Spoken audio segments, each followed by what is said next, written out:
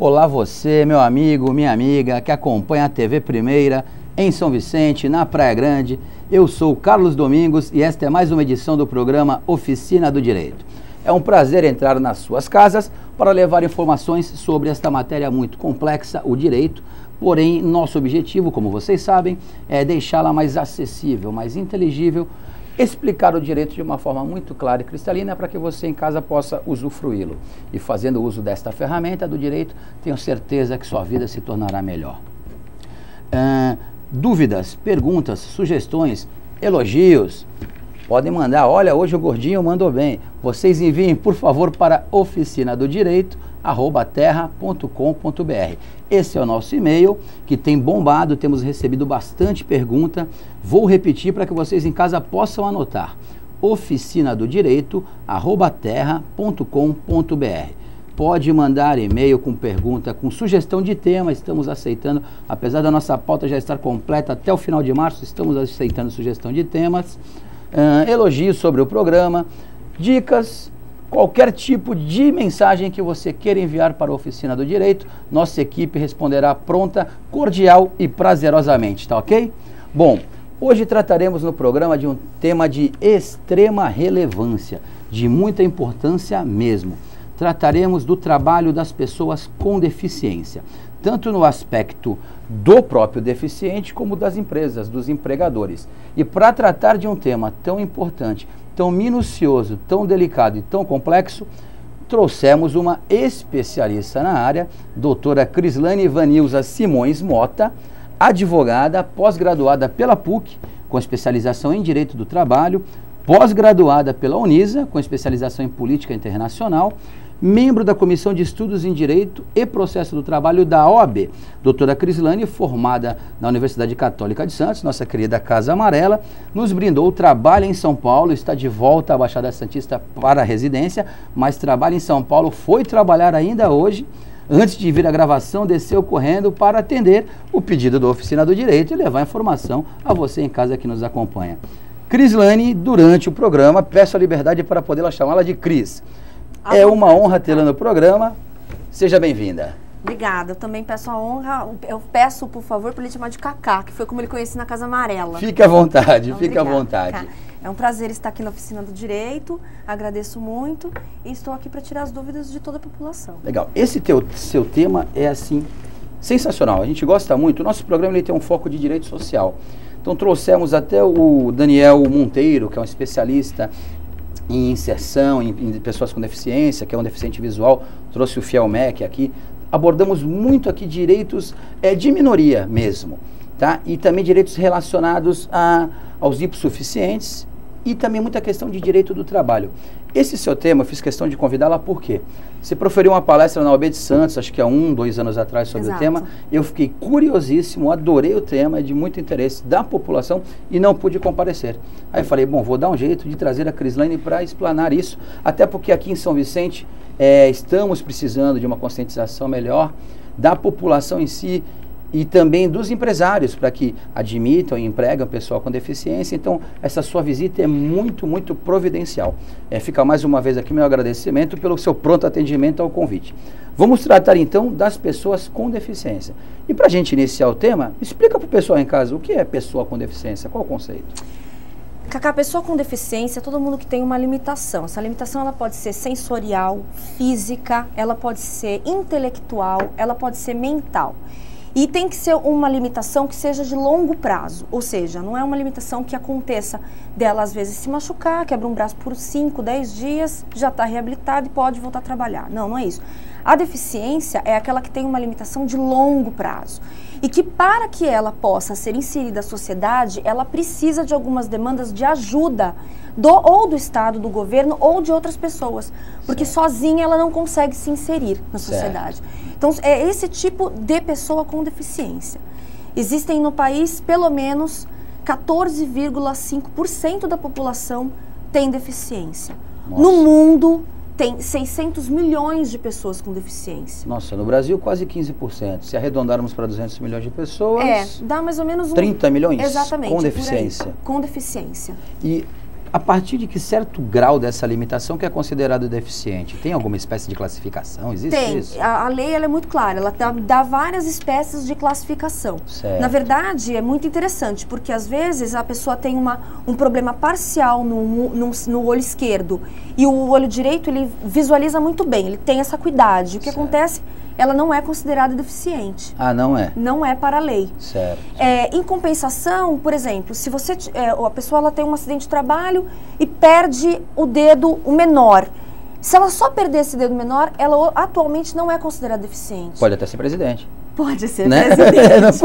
No entanto, se ela perder um desses 2 dedos, ela vai ser considerada deficiente, porque ela não tem mais o movimento de pinçar. É o poder de pinça. Então, dependendo da atividade dela, ela vai realmente ser considerada deficiente.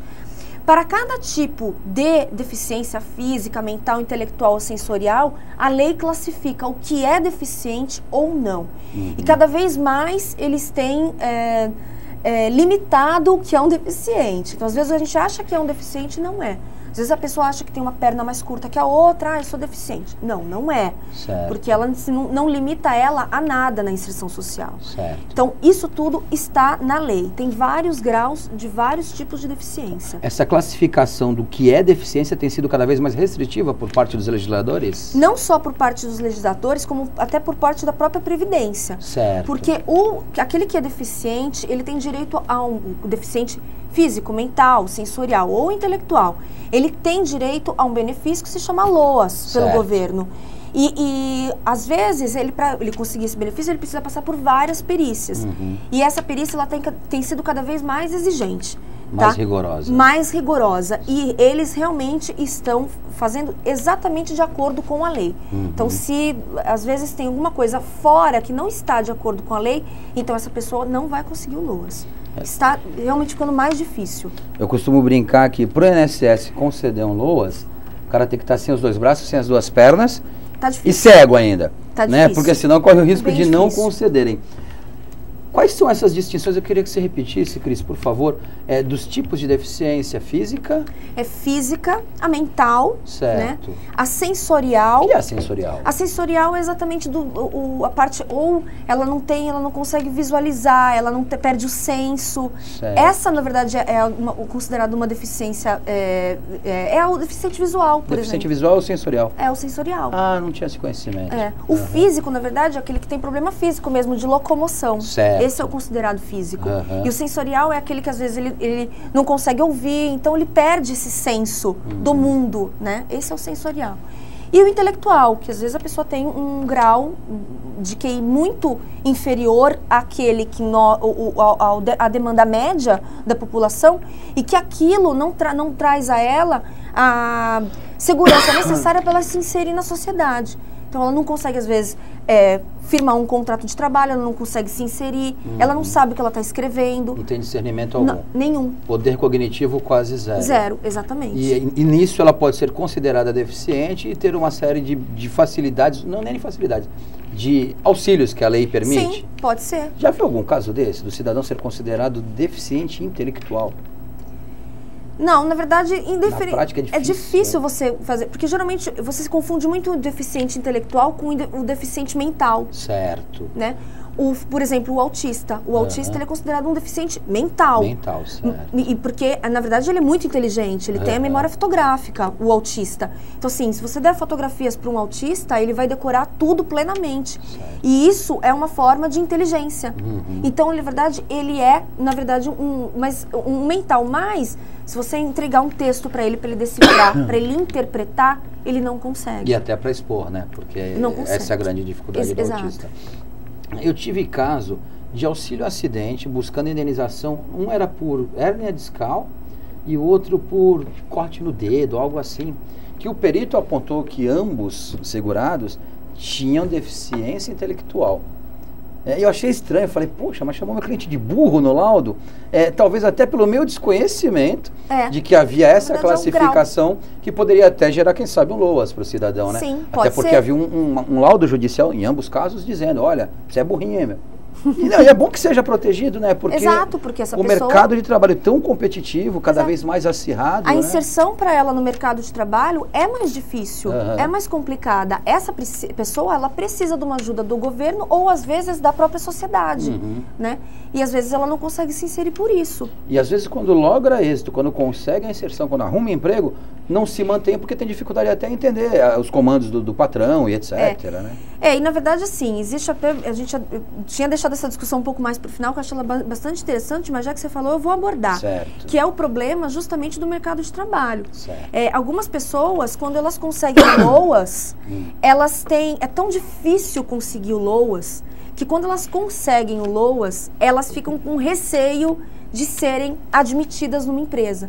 Então, o que acontece? O mercado de trabalho para as empresas está muito difícil. Elas precisam preencher as cotas e elas não conseguem preencher as cotas porque não tem oferta de deficiente para preencher as cotas. A falta de mão de obra. Exato, porque os deficientes que têm o LOAS, eles não querem, se eles forem admitidos e tiverem o registro em carteira, eles perdem o LOAS. Se eles, pela lei, eles perdendo o emprego, eles têm direito ao LOAS. Basta restabelecer. Mas, para isso, ele precisa comprovar toda a condição dele, de novo, de deficiente. Ele vai ficar um período muito grande sem o benefício. Então, o que acontece? A empresa, claro, se ela precisa cumprir uma cota, ela vai registrar. Ela não vai aceitar só pela inserção social. Ela precisa cumprir a lei. Então, ela precisa registrar. E aí, a hora que ela registra, ele perde o LOAS. E aí, se ele for, por acaso, demitido, ele perde o LOAS. Ele não está suspenso o LOAS. Se submete a toda aquela via crucis ao INSS novamente para provar a miserabilidade e a deficiência. Então, o que tem acontecido? As empresas têm tido uma dificuldade muito grande de contratar deficiente, não conseguem contratar, não tem no mercado. Tem vagas de deficiente em call center em São Paulo, com um salário de R$ 2.500, porque justamente não encontra deficiente para cobrir obesidade não caracteriza. Então não vou buscar essa boquinha. Pô, 2,5 vale a pena. 2.500, assim, com todo, e aí, mais vale transporte, mais vale alimentação, refeição, plano de saúde. Tem empresas de call center que estão desesperadas. Elas precisam, às vezes, do deficiente físico, que o call center usa muito, o deficiente visual, ele usa muito. E não tem essas pessoas no mercado. Não há disponibilidade. Porque essas pessoas, elas têm medo de perder o LOAS. Às vezes a própria família não quer que ele mande um currículo porque tem medo dele perder o LOAS. Sim, até porque a gente bate no INSS, eu particularmente vivo de bater no INSS, mas todo mês está ali. Está ali, exatamente. Todo mês é depositado 20 e tantos milhões de brasileiros que sobrevivem disso. Exatamente. Então assim, e aí a hora que ele perde o emprego por algum motivo, né? Ele tem que se sujeitar a toda essa via crucis dentro do INSS para poder obter o LOAS de novo. Então, assim, já existe a gente tem conversado, existe um núcleo de política social na Delegacia Regional do Trabalho de Osasco, e que vem fazendo um trabalho muito bacana, e eles têm falado que eles querem mandar um projeto de lei para o governo para que altere a legislação e que não perca. Exatamente. Suspende o LOAS, perdeu o emprego, restabelece automaticamente, ponto. Exatamente. Basta fazer 135, que é o fone do INSS. Exatamente. Olha, eu deficiente, que havia provado a minha condição de miserabilidade e de limitação, de deficiência, perdi meu emprego, por favor, restabeleça meu benefício. Mas o que o INSS tem falado é o seguinte, o LOAS, ele é equiparado a uma aposentadoria por invalidez. A partir do momento que o deficiente consegue um emprego, então ele não é tão inválido assim. Quer dizer, é um contrassenso. Começa a virar um contrassenso. É uma política contra o LOAS dá 3 programas, né, pra gente falar dele. Mas o LOAS, se ele faz o cara perder a dignidade, ele tem que jogar a dignidade no lixo para preencher o que é requisito de miserabilidade, para aí sim ser reinserido e ter uma certa dignidade. Como se o salário mínimo fosse de dignidade para alguém, mas tudo bem, é uma tentativa. Mas é uma tentativa. É algo. Então, para ele se inserir no mercado de trabalho, ele perde aquilo que ele tem a segurança dele, que é o LOAS. E que para ter adquirido, ele perdeu a dignidade. Exato, é muito difícil. Porque o requisito é um quarto do salário mínimo. Sabe o que eu costumo chamar? De auxílio funeral. É o extinto auxílio funeral, porque quem não tem um quarto de um salário mínimo para viver, está morto. Se não está morto, está quase morrendo, pode apostar. Não, e assim, a gente começa a verificar que a dificuldade da empresa fica muito grande também. Porque, às vezes, essa pessoa que ela precisa se inserir no mercado, né, é necessário para ela por uma questão social, porque a família dela não vai viver a vida inteira, ela precisa se inserir, ela precisa ter outras formas de adaptação, outras conversas, outro público, outra rodinha, né? E ela não consegue fazer isso, porque ela tem medo de perder o LOAS. Sim. E aí não busca essa reinserção no mercado. E a empresa não consegue mais, não tem, o mercado está muito complicado. E o auditor fiscal, quando vai na empresa e vê que a gente vai entrar nas cotas já, mas vê que não tem um X número de deficientes, carca a multa, né? Autua, depois vai lá, multa, e dependendo do tamanho da empresa, entra com ação civil pública. Então, tá complicado. Ó, eu acho que essa pergunta nós já matamos. Para a lei, o que é considerado um deficiente, você já explicou. Tá. Eu acho que já podemos passá-la. Inclusive que já estamos abordando, já entramos no assunto porque ele é realmente muito empolgante, as normas que regulamentam e incentivam os trabalhos da pessoa com deficiência. Quais são os remédios legais que tem para ajudar os deficientes a se inserirem no mercado? Então, na verdade, assim, o Brasil, ele ratificou uma convenção internacional das pessoas com deficiência que é o PCD, chamado PCD. Atualmente, a gente chama de pessoas com deficiência. Caiu portadores, depois a gente pode entrar nessa discussão. Caiu portadores. Então, assim, as pessoas com deficiência. Então, o Brasil ratificou essa convenção e também tem uma outra convenção. E dentro dessa convenção tem o artigo 27. Então, lá fala sobre o trabalho, emprego, que tem que gerar, tem que estimular. O governo tem que estimular. Certo. No Brasil, a gente tem a Convenção 59, que estimula e fala exatamente que tem que ter essa inserção social para o PCD. Certo. A Constituição Federal também é recheada de artigos. CLT também tem artigos, tá? O que eu acho bastante interessante no nosso país, eu costumo dizer isso. O nosso país, ele tem uma legislação muito bonita, né? Desde que Dom Pedro veio para o Brasil, fez a primeira Constituição, a Constituição ficou muito bonita, né? Mas às vezes eu acho que ela não se adequa à nossa realidade. Ou então, a gente não consegue chegar naquilo que a Constituição está propondo. Às vezes, aí a gente entra numa outra discussão, que é o problema político, né? A falta de vontade política, que não ajuda nisso. Mas assim, o que não falta no nosso país é lei de acessibilidade dos portadores com deficiência. Certo. Tá? Teve lei em 2009 de acessibilidade, teve lei em 2005 que também trata disso. A própria lei do Ministério Público trata disso, que é uma lei de 89. Também trata. Trata.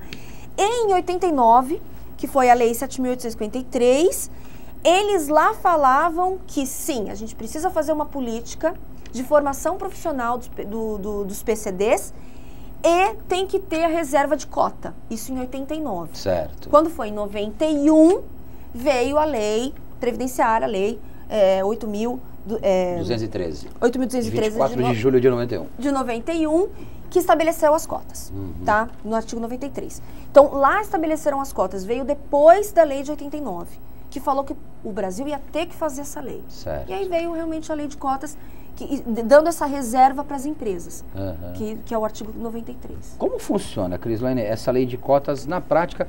Não sei se você teria os números até 100 empregados, X%, algo assim. Como que funciona isso? É assim, toda empresa que tiver até 100 empregados, igual a 100 empregados, menor ou igual a 100, não está dentro da lei de cotas. Ela não é obrigada a contratar pessoas com deficiência. Nenhum deficiente? Não. 99 empregados não tem essa obrigatoriedade? Certo. 99. 100 empregados. 100 empregados. De 101 a 200, na verdade, de 101 para cima, ela já começa com a obrigação. Acabou. Certo. Aí começam as obrigações, que elas começam a variar o percentual de acordo com o número de empregados. E quando a gente fala empregado, a gente fala empregado seletista. Certo. Então, por exemplo, se uma empresa ela tem 90 empregados seletistas e trabalha com uma terceirizada dentro dela, que não é empregado dela, então ela não precisa contratar. Está isenta disso. Ela está isenta. Então, mas se ela tiver 100 empregados seletistas, 101, ela já entra na cota. Certo. Então, a gente fala 100 empregados, porque geralmente as empresas que têm 100 empregados já ficam com medo e já mandam. Já demite uns 10 que é para não correr risco. Ou já contrata. Ou fica no 99, certo. Porque senão dá aquela discussão, 100 entra ou 100 não entra. Né? Ou então já contrata o percentual. Então, a partir de 101 empregados a 200, a empresa obriga 2% do quadro dela tem que ser pessoas com deficiência. 2%. 2%.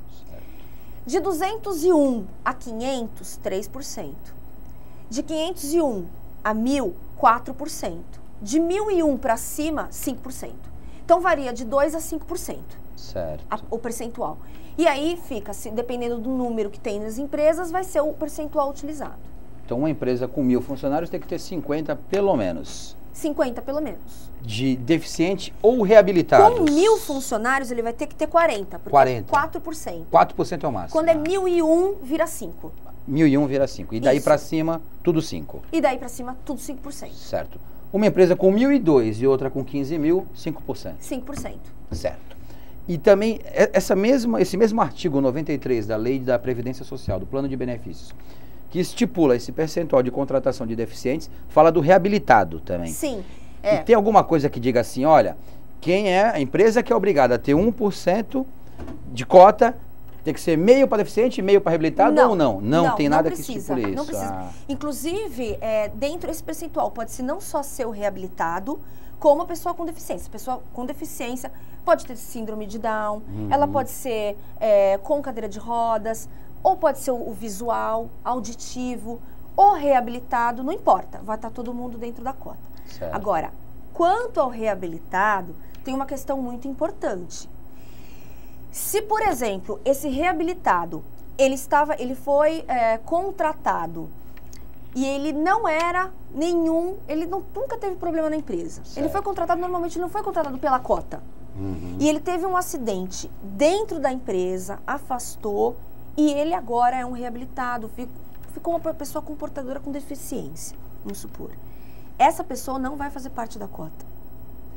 Porque quando ela foi admitida, ela não foi admitida pela Já cota. tem que entrar na qualidade de reabilitado. Exatamente. Ele tem que entrar na qualidade de reabilitado, ele tem que entrar na qualidade de pessoa de PCD, pessoa com deficiência. Entendi. Essa pessoa, ela não está inserida na cota. Mesmo que se acidente na empresa, perca um braço, aí ele automaticamente tem que ficar 1 ano na empresa, na verdade, e ele não conta para a cota da empresa. Não, ele pode contar na cota de outra empresa, mas dessa empresa ele não conta. Loucura isso. E na verdade é um modo da empresa fazer com que as pessoas que não têm deficiência e que não são reabilitadas nunca sejam. Não forcem, como fazia antigamente. Né? Exatamente. Cortava-se dedinho para pagar a dívida. É mais ou menos isso. Né? Porque senão fica muito fácil, né? A empresa ela vai se beneficiar de um problema que teve na própria empresa dela. E ocorre, esse exemplo que você deu, assim, ele é muito interessante do ponto de vista da discussão. Já presenciou, eu nunca vi, o cidadão, exatamente como você falou, entrou bonzinho, se acidentou na empresa, passou a ser um reabilitado e não está na cota, foi demitido. Dele requerer a nulidade da demissão dele, mesmo passada já a estabilidade lá do 118. Ele requerer a nulidade da demissão dele porque a empresa não contratou um reabilitado. Você já viu isso? Já. Tem decisão que manda anular a decisão, a demissão. É mesmo? Mesmo ele não tendo entrado pela cota do reabilitado, mesmo ele não tendo entrado por essa cota. E aí tem decisão que anula. Mas na verdade ele não entrou pela cota. Ele se acidentou lá dentro. Ele se acidentou lá dentro. Como é que está o judiciário, Crislane? Foge até um pouco aqui do roteiro que eu tinha elaborado, mas como é que está o judiciário nessa questão da recontratação? Porque se a empresa se insere numa dessas cotas, de 1% a 5%, pouco importa, e demite um reabilitado ou um PCD, ou uma pessoa com deficiência, tem que imediatamente recontratar.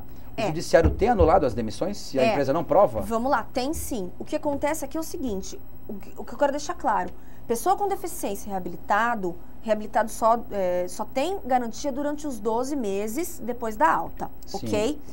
A pessoa com deficiência, ela não tem garantia de emprego. Ela tem uma condição para ser dispensada. E a condição para ela ser dispensada é alguém ser contratado no lugar dela, que também tenha deficiência ou seja um reabilitado. Ponto. Certo. Se a empresa dispensar essa pessoa e não colocar outra pessoa no lugar dela, então essa demissão é nula. E sim, o judiciário tem anulado a demissão e manda reintegrar. Há algum prazo para que a empresa contrate o substituto? Imediatamente. Tem que ser imediatamente. Imediatamente. Ele dispensou, no dia seguinte tem que ter outra pessoa no lugar. Nem adianta argumentar esse grande problema como você colocou. Olha, anunciamos em tudo que é canto, mas não conseguimos. Dispensa. Então segura aquele lá. Então, condição da demissão é já ter um engatilhado. Condição. Ela não tem a garantia, mas ela tem essa condição. Entendi. Tá? E uma coisa que também é muito importante falar, que as pessoas não sabem disso. A empresa, se ela tiver vários estabelecimentos, não necessariamente, ela não tem que ter 100 pessoas em cada filial. É o número total que vai valer para a cota. E também não há uma adição, vamos supor, se essa empresa tem que ter 100 empregados pela cota, ela tem 5 filiais, também não é necessário 20 em cada uma. Pode ser 99 deficientes aqui e um naquela. Pode. Tranquilamente. Tranquilamente. Perfeito. Sem problemas. Perfeito. Outras formas de inserção no mercado de trabalho dos PCDs, das pessoas com deficiência. Você conhece alguma outra forma? Oficina terapêutica, né? São as oficinas protegidas. Certo. Tem lei própria que regula isso. O que a gente chama de oficina protegida vamos supor, o APAI. A APAI ela é uma oficina protegida. Certo. Ela faz de tudo para que as pessoas se insiram no mercado de trabalho e ela tenha contato com algumas empresas, né? E ela faz esse trabalho de pegar essas pessoas com síndrome de Down, coloca dentro da empresa e faz esse trabalho. O que existe em relação a isso, e você tem que tomar muito cuidado, é que algumas empresas, elas às vezes fraudam, elas abusam disso e, na verdade, as pessoas, elas deveriam de ter, elas estão fazendo um trabalho, além de tudo, terapêutico, por inserção social. E aí, às vezes, elas não acabam não fazendo isso. Certo. A empresa só tem o deficiente com síndrome de Down só para realizar a cota. Para que quando o auditor fiscal da Receita hoje tá aqui, tá tudo junto, vai lá. Não, eu tenho um deficiente contratado, tá aqui. Na verdade, isso está errado. Isso é fraude. Isso não pode acontecer. E das piores, porque trabalha com o pessoal. Uma fraude em cima daqueles mais desprotegidos, exatamente, né? É o que você falou. É a dignidade daquela pessoa, né? Então, assim, a pessoa que é portadora de síndrome de Down, ao contrário do que se pensa, dependendo do grau, é claro, da síndrome, ela tem muitas habilidades. Sim. Ela tem muitas habilidades. Então, assim, ela tem habilidades fascinantes. Você é uma pessoa extremamente educada. Se você pedir para ela levar um documento para tal pessoa, você pode ter certeza que aquele documento vai estar na mão daquela pessoa. Sim. Que é uma pessoa de extrema confiança. Então, assim, na verdade, o deficiente, ele tem que ser contratado também por inserção social e não para cumprir a tabela da cota. Certo. Isso é fraude. E aí tem fiscalização do Ministério do Trabalho, que você tem que bater lá e vai autuar a empresa. Cris, quando o papo é bom, o tempo voa. Temos que fazer um break, tá? Mas é rapidinho. Você em casa, não saia daí que é pai bola. Voltamos já.